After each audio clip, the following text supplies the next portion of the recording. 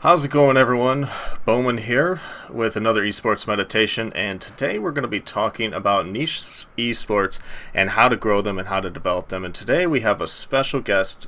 We have Mr. Lancer, and I just realized I screwed that up in the overlay, so check the title above. I didn't fix that ahead of time. Sorry about that. Um, but we have Lancer here, and he is a part of the PlanetSide Battles organization. You can find them at planetsidebattles.org, and it is a huge competitive gaming community where they play PlanetSide 2 in an organized fashion, where they have hundreds of players playing hundreds of players. And if you haven't played PlanetSide 2, you should definitely check it out. But today we're going to be talking about the different, different type of niche esports and how to grow them, some history of them, and how to actually make them viewer friendly. So, Lancer, thank you very much for being on the show today. I'm excited to have you on. Can you give us a little background as far as like the history of your server smash and the PlanetSide Battles organization? Okay. PlanetSide Battles began in 2014, and it started out as a conversation between two and three people, so myself, Dotsor, and Alleluia. And before Server Smash was born, they had something called PS2 Pickup, which was a kind of all call to the whole PlanetSide 2 community. And the idea was everybody comes together at the same time, we divvy up teams, and then we start playing scrimmage matches. And that became wildly successful. So at the time, I was putting together smaller matches between small outfits, well, large outfits, but they were mainly 48 matches. And I was doing that on the American side, whereas Dotsor and Alleluia are both European. And they were kind of doing that on the European side. So one day when I met Dotsor in TeamSpeak, I asked him if he was interested in creating like a large competitive match. And he was thinking about the same thing, but didn't know. He had ideas of how he could do it on his side, but didn't know anybody from the American side. Well, we quickly figured out that we were looking at the same sort of we had the same vision, so we set up the Miller versus Connery match, which was a 96 versus 96 player match. And on February 22nd, we hosted the first match, hugely successful, and that's when Server Smash was born. And from there, it just went uphill until we finally made it to 240 v 240, and then eventually broke a Guinness World Record. Nice, very nice. Yeah, I did watch that Guinness World Record video. That was insane, seeing thousands of players battle each other. I kind of wish Yes. I knew about it at the time because I would have hopped on the server and joined, But today I kind of want to dive into, I've watched some of your broadcasts, and I really enjoyed them overall because, watching, it's almost like to a point watching a real-time strategy, but with every character as a live person. So, Right. um, it It, was, it's pretty much StarCraft with units that shout back. yeah, exactly. So now you guys do have a little bit of support from Daybreak Game Company, formerly Sony Online Entertainment, for setting up these battles. Um, and can you dive into kind of your relationship with them as far as like how much support you guys get for these big events? Okay. So in the beginning, we didn't get as much support as we were hoping to get, and that's mainly because we were the new on the block. There were a few established competitive events, but they were kind of small in nature. Yet they still had the full support. So as we grew in size and popularity, the it quickly became evident that we were the main competitive event in PlanetSide 2. So the developers kind of looked at us and said, "You're doing this on your own, your volunteer time. What can we do to help you continue this?" And that's when we started incorporating things like the observer cameras, and a huge props to Farah Zeleth. He's our main caster. He's our play-by-play, and generally the voice you hear during most of our matches. You also may have heard Redolent. He's a retired member of our executive team, and then we also had Odin's Pride, who's also retired. So they were the main ones who interacted with the developers, and they're the ones who kind of on a daily basis kept up with it. Now it's more of Robertinho, Justicia, and pieces of pizza. So the developer support mainly comes in the form of broadcasting their main Twitch channel, which it has obvious benefits, tweeting through their main Twitter channel, and when we do matches, particularly record smashes matches, which are kind of special events, then the developers will sometimes create in-game items and medals, titles for some of our participants. For example, the record smash, where we broke the Guinness World Record, all the participants, there is thousands of them, 1,128. They all got a record smasher title that they could put in their name as they played. That's awesome. Right. So the developer support is, in summary, observer cameras, which are a huge help. That's how we can kind of zoom around the broadcasting on their media channels, and just having that whenever we need information, like back-end statistics, they're generally they generally accommodate us. So it's grown quite a bit, and happy that they've helped us. That's outstanding.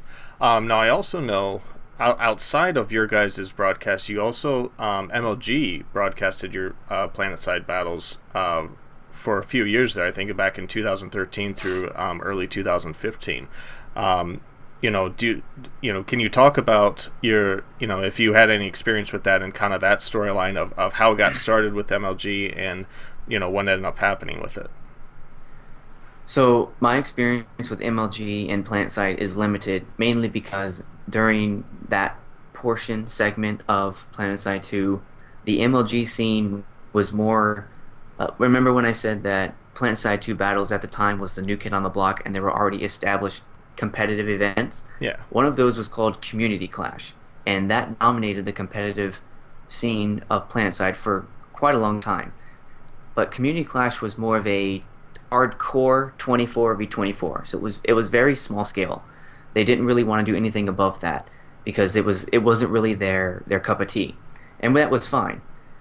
So the early MLG, if you were to watch some of the broadcasts of PlanetSide 2, you might have seen some of it was live play. So they actually use those early versions of the cameras to zoom around, look at live. Was one of the scenes was it's the Devil Dogs coming in with a load of bombers and just carpet bombing one of the outposts.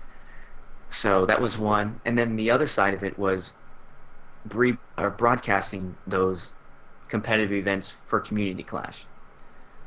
So that's kind of how they tried to incorporate PlanetSide 2 in the esports scene under an MLG partnership. So it was a combination of live play and those smaller 24v24 Call of Duty-ish battles. Gotcha. Okay.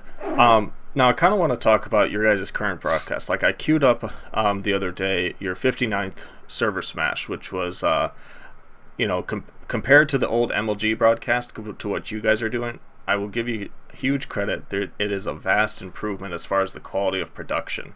Thank you. Which is, the biggest key to where if you're going to attract an esports audience is having your production value on point. The camera work was a lot better than back those old MLG videos to where like you could actually follow the action a lot better. Like I remember there was a scene I was watching actually this morning, whereas you were trying to pan to go to another territory, and if I forget, territory may not be the right word, but and as you crossed another facility or outpost, all of a sudden you saw like 20 aircraft just bombing the crap out of infantry at an outpost, and you zoomed in and you had smooth camera work rotating around to show the action and just see bodies flying everywhere. Those moments are why I love PlanetSide, and I'm sure you guys love PlanetSide and the broadcast side of it. Absolutely. Yeah. Now, one of the type PlanetSide 2 is, as you called it, an MMO FPS, so a massive multiplayer online first-person shooter. And when you think of a first-person shooter from an esports standpoint, you also want to see the skill of that person from first person's perspective. Sorry. Um, Hmm. you know, currently, unless I'm wrong, there's no way from you guys as a broadcasters to actually dive in and follow like an individual soldier into a battle, is there? No. And when we kind of earlier versions, we had brainstormed that. Like I said, one of our retired members professionally did, live television broadcasting events. So the idea of switching to a first person perspective did cross our mind. However, we didn't really have the resources, being a free volunteer organization, needed to implement it because it required much better servers, a higher data stream. So the resources that we had for free didn't really accommodate that sort of production value that we were looking for. But you're absolutely right. So when you think of a first person shooter, you think of that headshot, that perfect peek around the corner, that perfectly placed grenade, that sort of thing, and you want to see the person doing it because in the end you're watching it from your vantage point and it's happening right there in the moment. Whereas kind of overview in third person, it works in the sense that you can see what happens, but it doesn't give you that feeling like I'm right there with them. Yeah. So you're right. You're absolutely right. We're trying to improve that. We have some ideas in the shoot, especially with our talk the other day, your suggestion. So we're trying to see how well that will work. But the internet capability, especially as it applies worldwide, since we're very much a multi-continent organization, it's going to take some time for us to wean out all the obstacles and issues. Gotcha. Now, is that something to where I know you said you had decent but limited developer support? Is that something where if you reached out to the Daybreak Game Company to get that kind of first-person spectator support implemented in like an upcoming patch or something like that? That, yes, that did. Also, as a real result of our conversation the other day, we did kind of talk through that with Daybreak, and they indicated that are you aware of H1Z1, Yeah. their other game? Okay. Yeah. So it's built on the same engine that PlanetSide is built on. Okay. And H1Z1, they're currently trying to implement kind of a first person spectator mode, which will be they can directly integrate that. I don't know if you just cut out. No, you're fine. Um, in any case, they can directly integrate that into PlanetSide 2 and then into the spectator camera. Nice. So it's in the works, but as of right now, it's not ready for implementation. That's cool. It's good that it's in the works though, and it's so easily portable between those two games. That's I think adding because I look at your guys' promotion trailer that you guys made, which is an excellent trailer. Um, and Big thanks to Redolent for that one. yes, he combined those great overhead views that you guys have in your current production, where you see that awesome action of a whole platoon running into a base fighting against another platoon with ground support and air support. Like watching those battles from those aerial viewpoints, you guys get some great angles and it's incredible. And in that trailer, he jumps to that first person view to like where you dive into this to the viewpoint of that single squad leader or that single soldier as they assault up the stairs into a base, and there's grenades flying and C4 flying. Bringing that level of production to your guys's, I think, is that small step. So as soon as developers get it, if you guys can incorporate that some way into your broadcast, I think that will allow viewers to watch it a lot more easily, and to kind of help you guys relaunch that esports scene. Hmm. And those perfect angles that you were talking about that we currently do, that's all a result of Farah and his co-hosts. So, like you said in the very beginning of our broadcast, they were a little rough, but since then, Farah has improved considerably, and he is an absolute wonderful caster.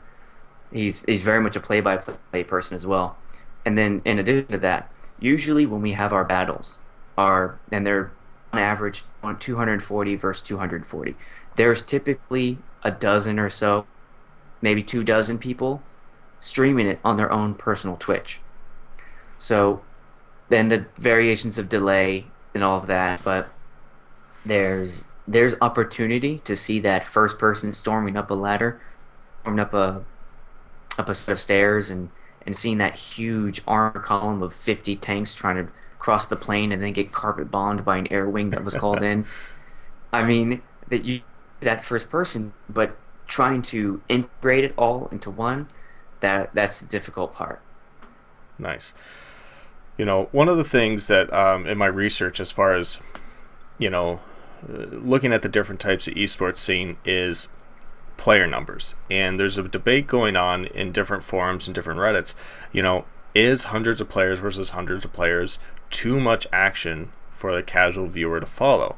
Now, I'm of the opinion that it can be pulled off. I think that, and you guys are very close to pulling it off in a way to where you guys do track between the main battles going on. You're very quick with that reaction time.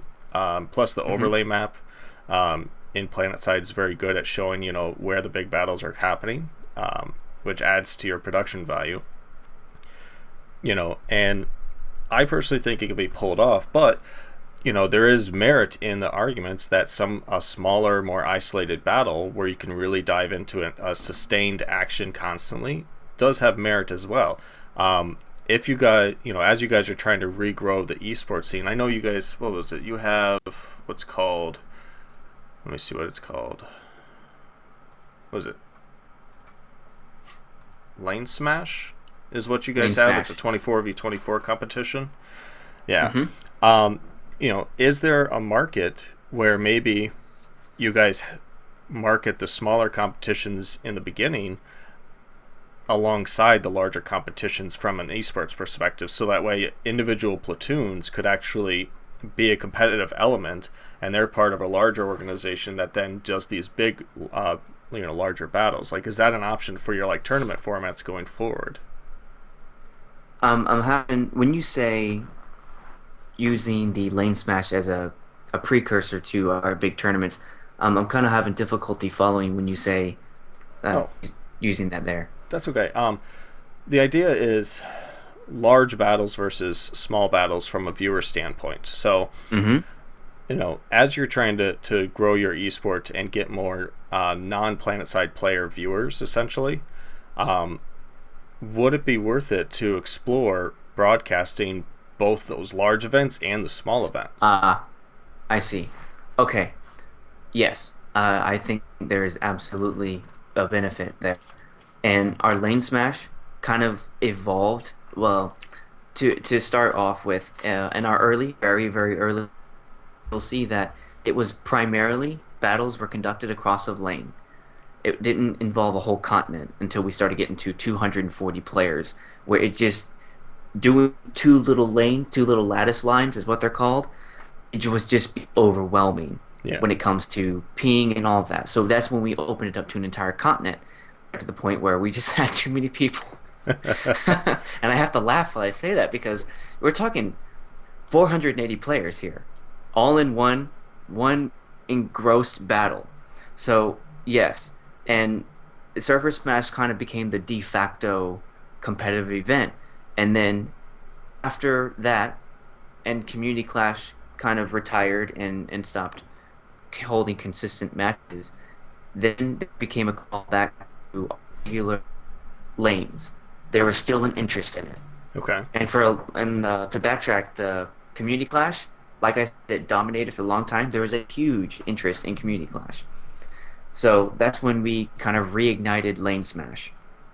And I think you're absolutely correct. There's definitely a place for both, and I'm not saying it's a zero-sum game. But yes, to kind of garner that interest, we're trying to go back to broadcasting these smaller 24v24, 48v48, platoon versus platoon, or outfit versus outfit, which is what we call guilds, and then broadcast those in addition to doing our regular service matches. To me, it's all about improving the game, improving the amount of fun someone has, and the availability they have to the game, and so that they keep playing. And if that involves broadcasting both equally, then we don't have a problem doing that. We just need the interest to be there so that when we do want to put these matches together, we have an actual quality match to broadcast. Yeah. I was thinking about it as you were talking because you have your server smashes about once a month, right? About once a month. Sometimes we have them twice a month. Okay. So it varies a little bit, but you're about right on average. Gotcha. Because I was thinking those smaller matches would be great to have in between those big events, and you could promote both matches as you lead up to it. Okay. So yeah. Now the last thing I want to kind of talk about here as we wrap up this video is other games that are like PlanetSide 2, and how can those developers, take what PlanetSide has done, like with the experience that we've gotten from, everything you guys have done in the competitive gaming circuit, and take it to a next level with, with a new game. I mean, obviously Daybreak, obviously still supporting your guys' community through, developing things for multiple games simultaneously, which I think is clever and efficient of them. But like a game that I am very excited about when you told me about it, because I kind of feel bad that I didn't know about it actually, is Warhammer 40k Eternal Crusade. If you're a Warhammer 40k fan, just imagine like Space Marines, Chaos Space Marines, Orcs, and Eldar all fighting each other, and there's the little chapters within each of those, but then put it in the scale of PlanetSide 2, where you have persistent wars, hundreds of players. So if you have hundreds of Space Marines, all individual players, hundreds of Chaos Space Marines, all battling it out for territories, just like in PlanetSide 2, to me, that sounds awesome, and I want to get my For the Emperor on. So, Yeah. But the question is, how do we take a game like that and market it? Because, like, obviously, Warhammer is another niche, not just game, but also a niche market. Like, there's Warhammer fans, and then there's people who have no clue what Warhammer is. Basically, it's kind of a black and white dichotomy there. Yeah, Have you been able to play in the closed alpha? I have. Nice. Yes. So as I saw it all come out in the Kickstarter, and I was a very, very early backer because that sort of stuff excites me. I saw PlanetSide 2, I saw Warhammer, it was done after that. So yes, I was an early alpha player, and I still am.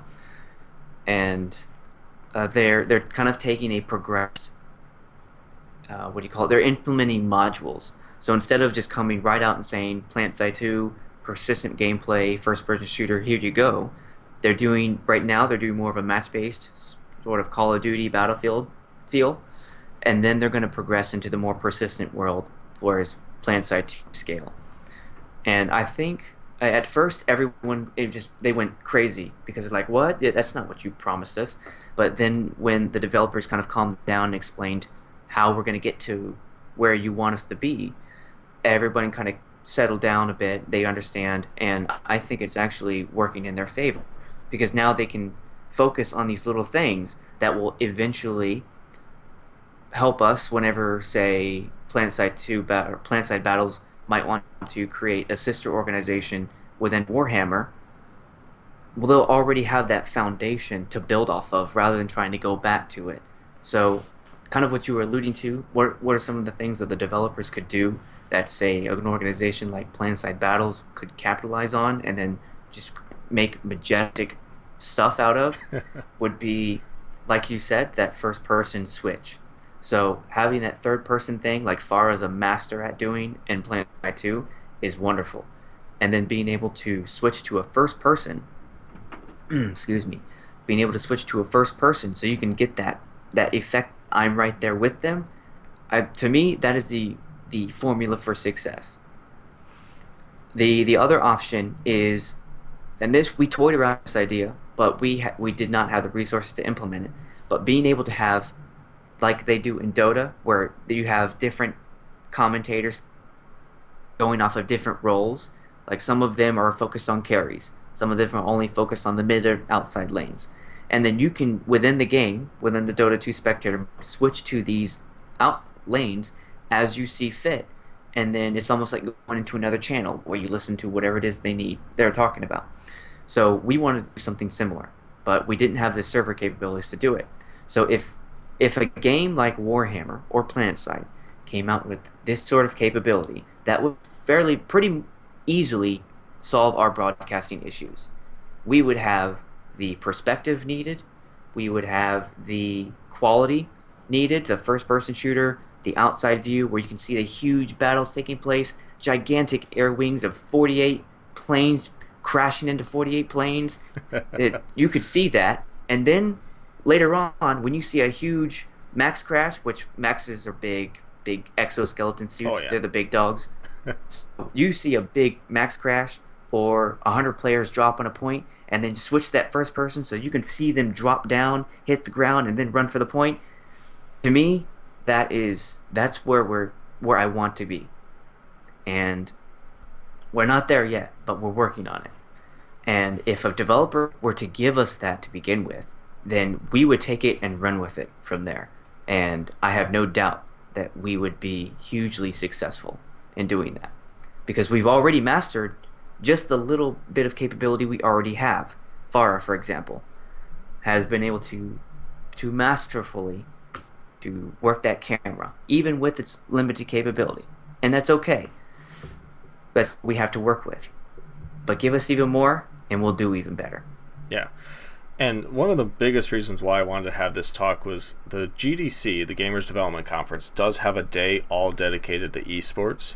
And they surveyed over 2,000 developers, and 90% of them said they were making active plans to somehow incorporate esports because it's such a huge market. Why not? And so that's kind of why I wanted to dive into this, because PlanetSide 2 is an example of a game that if you talk to anyone about it, if you watch it, if you play it, it is so much fun. Like, I mean, I first heard about it from Frankie on PC 1080p, his YouTube channel, and like every now and then, even in his videos today, he goes, so the other day I was playing PlanetSide 2, and you know, he has millions of subscribers on YouTube. And what did you say his name was? Frankie G? Frankie on PC 1080p. Like, he makes like videos like once a week, but he even has some tutorial videos for PlanetSide 2. But that's how I first learned about it, and I downloaded it like that day. But from a developer standpoint, for past developers and future developers, you know, these little things like spectator mode, like providing the tools so that way, whether it's yourself as the developer promoting the esport and growing the esport, or it's your fans growing the esport, like you guys. And like another great example of fans developing an esport is Counter-Strike. Counter-Strike was a fan-made mod, and it's been around for 16 years now, and it's the second or third biggest esport, depending on the week, currently right now out there. And that's all because fans loved it. You know, fans like yourself, fans like the people in your community. You know, you guys are the reasons why esports are around right now. And so as a developer, they got to keep in mind that, you know, you give your fans the tools and they will make you successful regardless. I mean, if you can have right. Yeah, if you can have Magic the Gathering on Twitch and have over 10,000 concurrent viewers at any time you tune in for a whole tournament, and that's a card game, you can make PlanetSide and Warhammer Eternal Crusade shine and have probably at least, you know, many more times viewers than that. So Okay. is there anything else you wanted to go over before we wrap it up here? One thing I did want to say is that, to your point about giving players what they need and want, even in order to make this game successful, to any developer, we want to make your game successful. We love playing the game that we're playing, and by and large, the majority of the players that I've run across, PlanetSide 2 or PlanetSide Battles is a big organization. We started and now we have dozens and dozens of people who volunteer. People like Pronam, Dronecrack, Robertinho, Justicia, who now recently is retired, but he did a lot for us and still does. Sergeant Mile, Azure, Pieces of Pizza, Reeve, Farah, like I mentioned, there are a ton of people who are making this a reality. It's not me. It's not just me. It's not just Dotsor.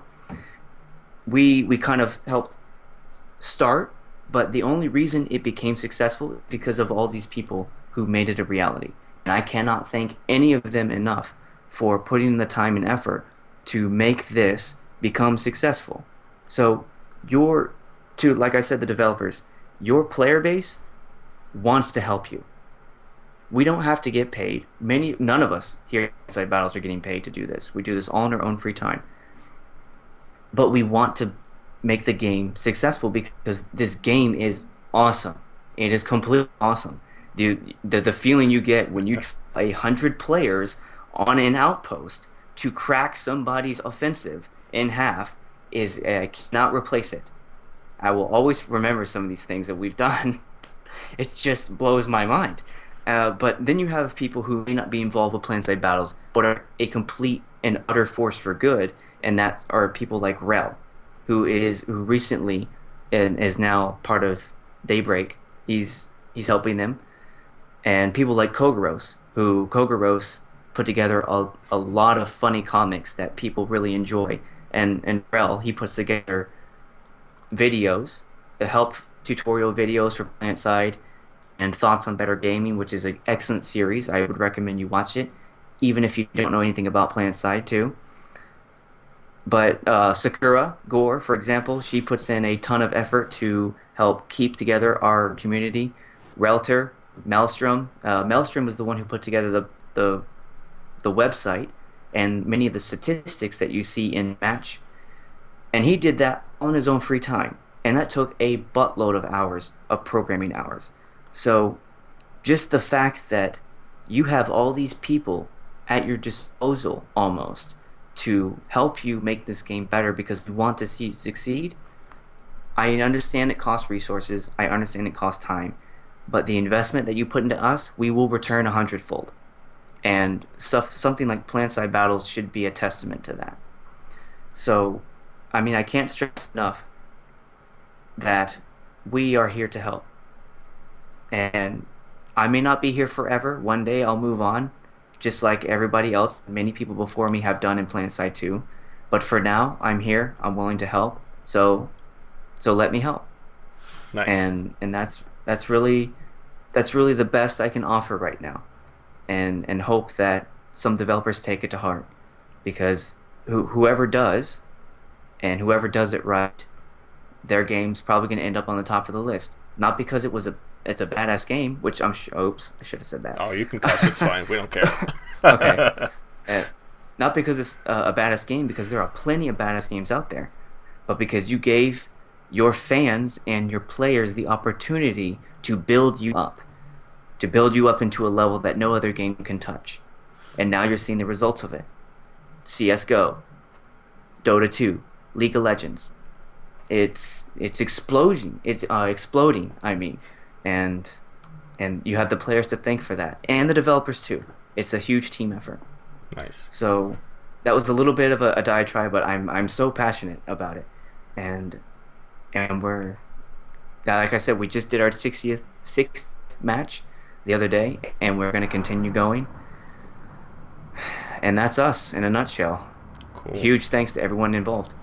Yes, and I do want to thank you, Lancer, for being on my Esports Meditation show. It was a huge pleasure having you on.